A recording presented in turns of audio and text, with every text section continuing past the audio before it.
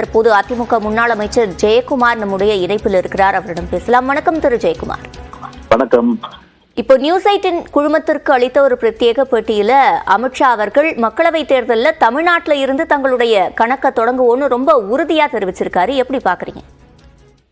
இது ஒரு மனக்கணக்கு தான். அது எனவே தமிழ்நாட்டை பொறுத்தவரை பிஜேபியால ஒரு ஆணையும் புடுங்க முடியாது. அந்த அளவுக்கு பார்த்தீங்கன்னா மற்ற மாநிலங்கள்ல வளர்ச்சி எப்படியோ, ஆனா தமிழ்நாட்டை பொறுத்தவரை பிஜேபிக்கு ஒரு நாள் மக்கள் இடம் கொடுக்க மாட்டாங்க. எனவே அவரை பொறுத்தவரை இப்போ தேர்தல் காலன்றதுனால பல்வேறு வகையில பார்த்தீங்கன்னா நாங்கள் வளர்ச்சி அடைஞ்சிருக்கோம், அது பெரிய அளவுக்கு இடங்கள் பிடிப்புன்றதெல்லாம் அவர் சொல்லலாம்.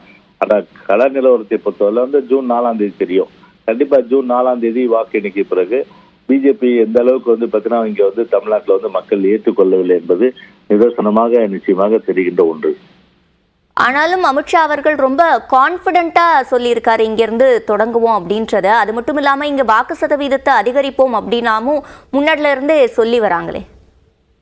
வாக்கு சதவீதம் அதிகரிக்கனா நம்ம 1-2% கூடலாம். அது பெரிய அளவுக்கு ஒரு அனைத்து இந்திய அண்ணா திராவிட முன்னேற்ற கழகன்றது ஒரு இமயனா. இது ஒரு ஒரு சாதாரண ஒரு இன்னும் வளர்ச்சி அடையாத இப்போ ஒரு சதவீதம் அளவுக்கு இவங்க அந்த வாக்கு சதவீதம் கூடலாம். அதை வச்சு இன்னும் நாங்க பிரம்மாண்டமா வாழ்ந்துட்டோம்னு சொல்றதுன்றது நிச்சயமா அது ஒரு நகைப்புக்குரிய ஒன்றுதான்.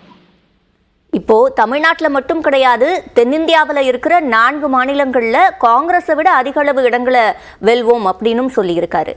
நான் தமிழ்நாட்டை பத்தி தான் பேசுறேன். தென்னிந்தியான்னும் போது மற்ற மாநிலங்கள் எனக்கு அரசியல் இந்த கள நிலவரத்தை பொறுத்தவரை பார்த்தீங்கன்னா அவங்க சொல்றதை பொறுத்தவரை எனக்கு அது ஒரு முழுமையா தெரிஞ்சுட்டு நான் சொல்றேன். நான் தமிழ்நாட்டை பொறுத்தவரை பாஜகவுக்கு என்றுமே மக்கள் இடம் கொடுப்பது கிடையாது.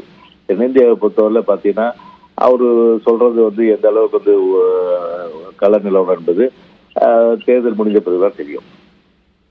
இணைப்பில் பதில் அளித்தமைக்கு நன்றி திரு ஜெயக்குமார்.